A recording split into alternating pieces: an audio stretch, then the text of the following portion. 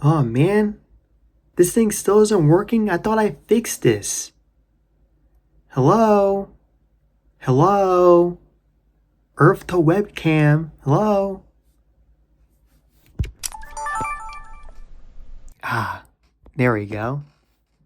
Hello, and welcome to another exciting episode of Coopercast. And this is a very exciting episode indeed, because I have a very, very, very, very special guest today. And without further ado, it is with great honor for me to introduce the one and only King of Insanity. Yo, what's good, JC? Oh, I'm absolutely fantastic now that you're here, King. It is an absolute honor to actually meet you. Yeah, it's a pleasure to be here. And you can just call me Ethan. No one really calls me King like that. Oh, apologies. Well, anyway, I want to talk about your upcoming EPs and kind of ask some questions about that, if that's okay. Yeah, absolutely. Let's get it. Awesome.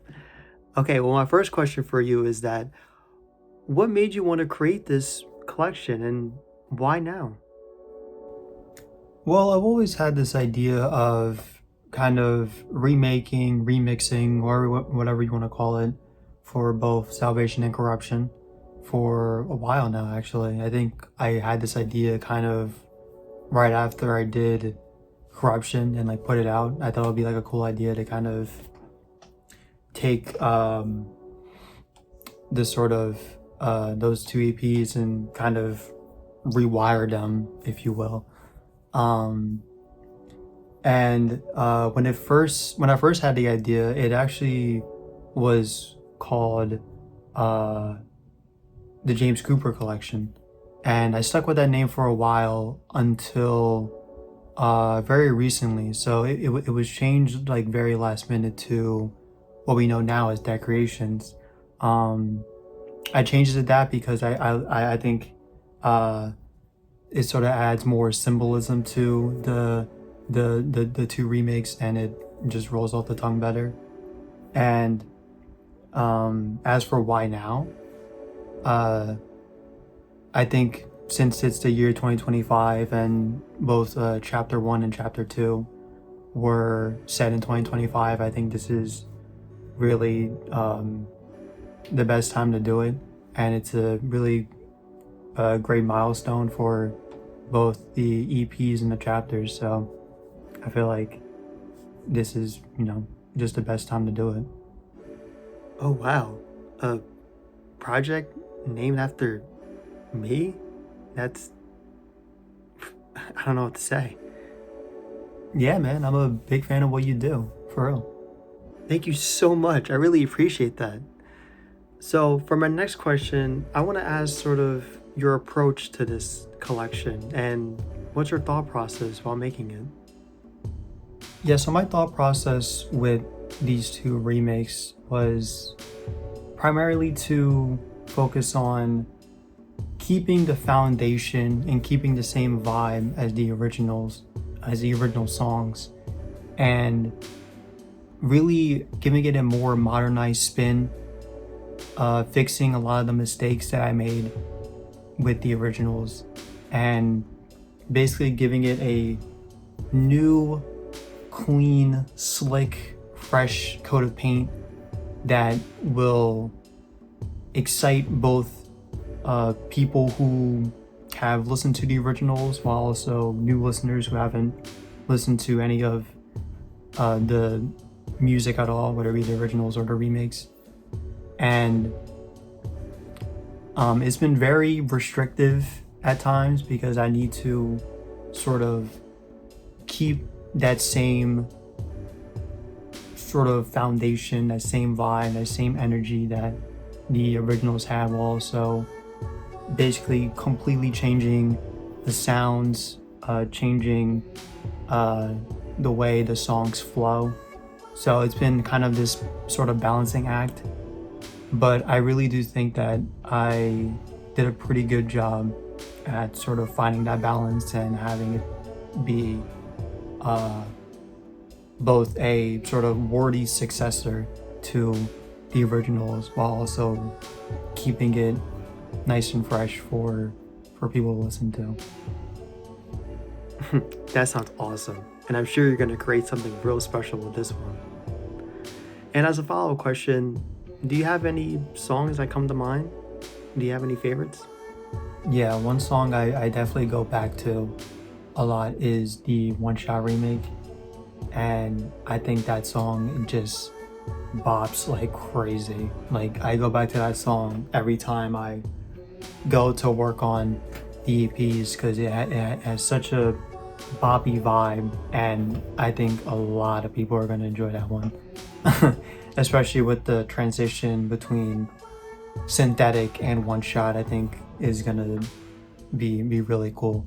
And speaking of synthetic is also one that really comes to mind because I think that one is definitely going to be the song that is the most different from the original, because it's more so taking the original idea that I had for synthetic and applying it to this remake.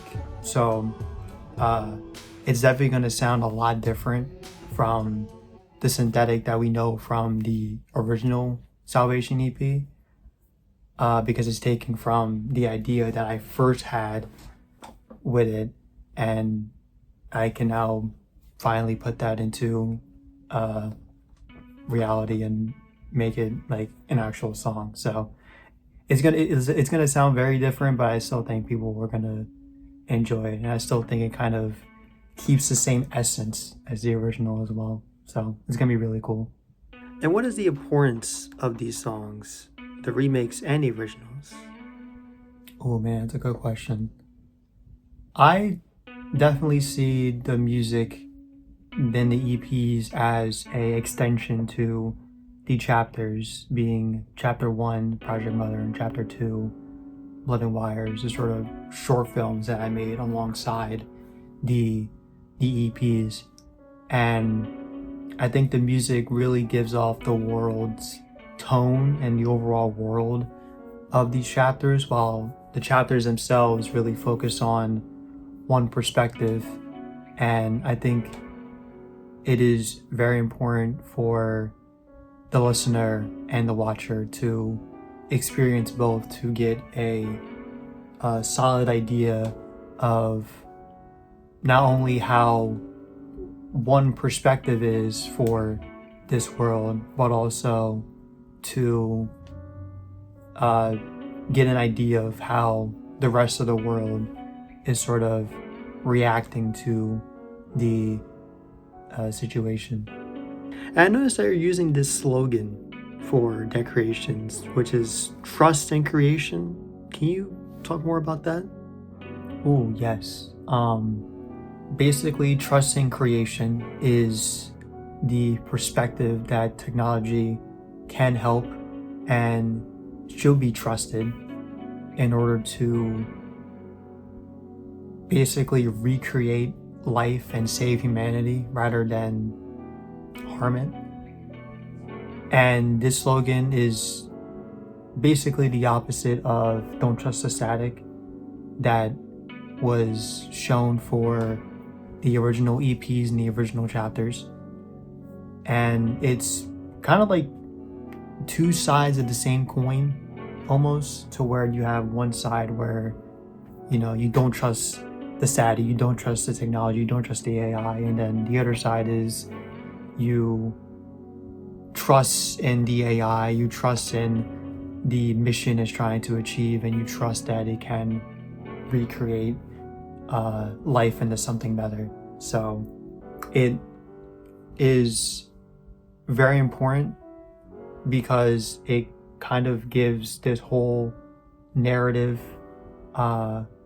more depth. It's not just one-sided, it's not on one perspective. There is multiple perspectives for this narrative, and it's I took this opportunity to kind of showcase the other side of the don't trust the static perspective. So I think it's really cool. It's really interesting, and I hope the fans also like it too.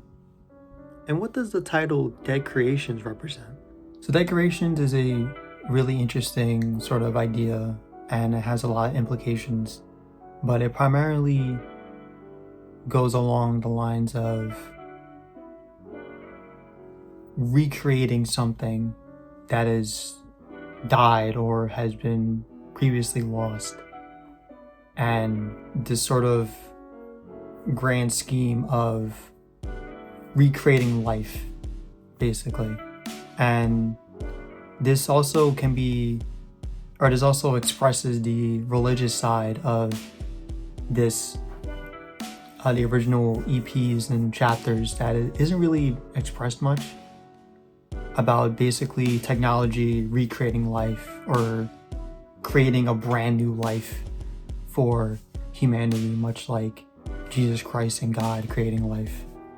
And this also ties into the remakes by, recreating these EPs, giving them a new face and a new life, basically. And what is your overall goal with this collection? What are you trying to achieve with this amazing creation? I think the overall goal that I wanted to achieve with Dead Creations is to basically fix the mistakes that I made for the originals and take what I've learned over the years and apply them to the remakes, essentially. And I necessarily don't want to make a better version of the originals. I know there's gonna be some people that will like the original songs more than the remakes, which is totally fine, totally understandable. But I just want to give them a more modernized feel, give them a better, I guess, flow, and really make something that I feel satisfied with, and hopefully the fans are also satisfied with.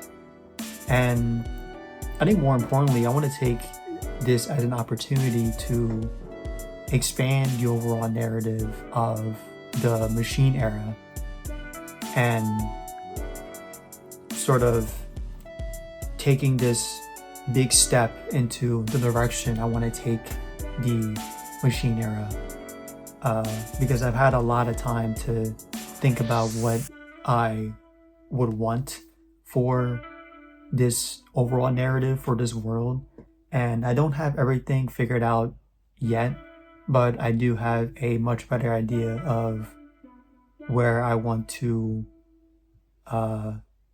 take this, take the Machine era and take this narrative to. Oh wow, that is very intriguing, and I hope we get to see more of this story unfold. And to those who are unaware, what is the Machine era exactly? The Machine era is basically this platform, this collection of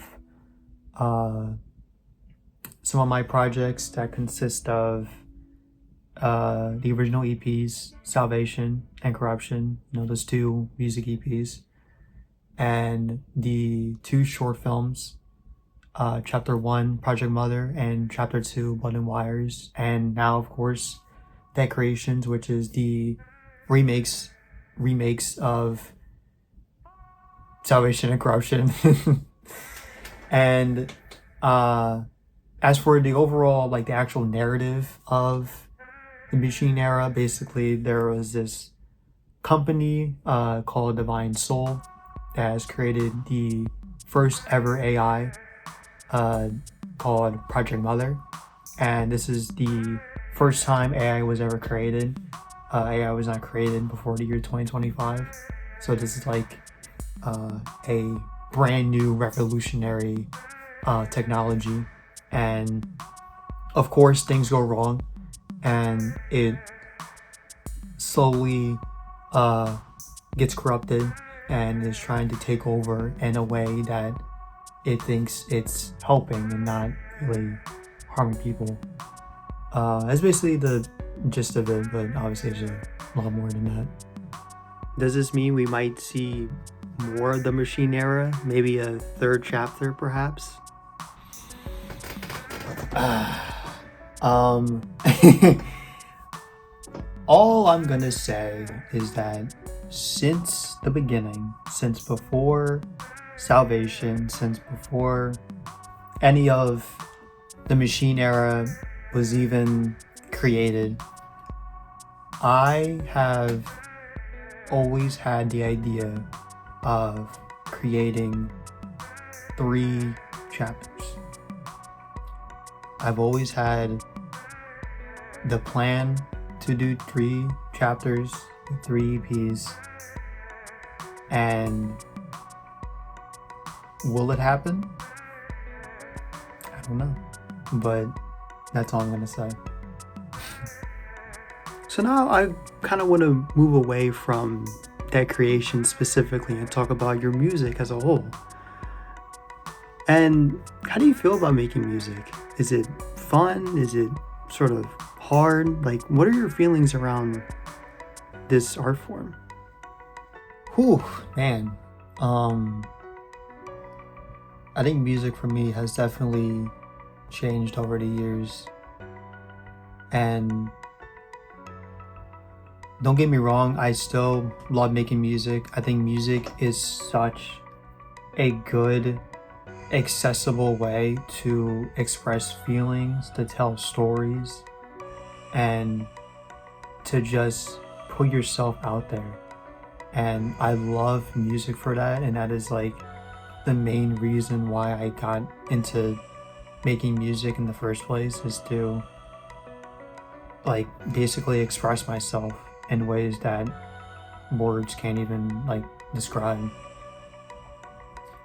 But definitely over time it has gotten a lot harder because of the weight of expectations, whether the expectations I put on myself, the expectations I think other people have for me, and just this idea of not doing enough can really slow things down. And I think now or before I could put out an EP like nothing. Like I could just put things together, everything sort of works out. I take some time on it and I just put it out and not really care what anyone thinks of it. If I enjoyed it, then that was basically it. But now it's sort of this mental battle that I have to go through in order to put anything out, even like a single.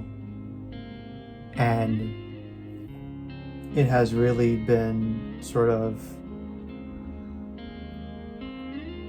a mental struggle for me to do almost anything really, because I never want to let anyone down, and more importantly I don't want to let myself down. And a lot of time I think I do both of those things.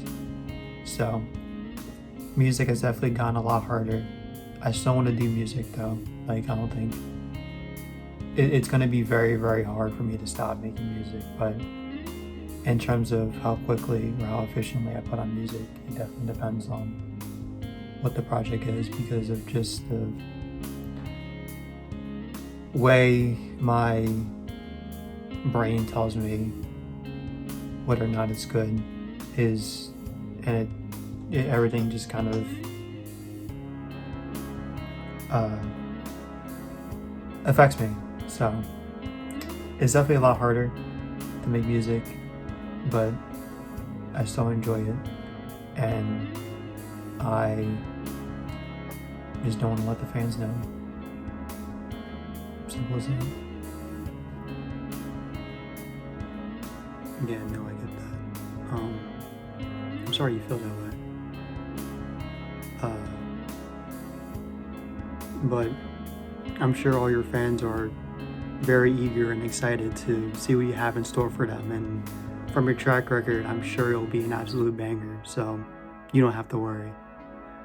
And speaking of your track record, do you have a favorite project? Do you have a project that you kind of go back to and are just, really proud of? Ooh, projects that I go back to. Um, I would definitely say I definitely go back to probably Names the most. I think Netting Names is definitely one of my favorite projects that I've done. I think that EP is just so beautiful, and I'm so shocked that of like how good it still sounds and how I just have not been able to do that again. you know, I definitely locked in for that EP, especially because of like the implications of it and talking about um, people that are very important to me and people that have had a very positive impact in my life. I also go back to King of Sandy's Night Drive mixtape quite a bit. Uh, I'm really proud of that one. I think I definitely achieved the goal I wanted to for that mixtape about just being like a chill vibe, a late night drive mixtape, like that kind of thing. And obviously it's the biggest project that I've done. It's like over like 20 songs or something like that. So yeah, like if I had to pick those two that I go back to the most, or if I had to pick projects that I go back to the most, it would definitely be those two. Now, to end this interview off, Ethan, Mr. King of Insanity, do you have any final words for all the fans watching? All I want to say is thank you to all the fans who have been listening and supporting me any way you can. You have no idea how much this means to me. And I definitely don't want to let you guys down. And I really do hope that you guys enjoy that creation when that comes out. Also, thank you, James, for inviting me on the Cooper Cast. I had a ton of fun, and I hope you keep up the good work. So, deuces, much love, and don't trust the static.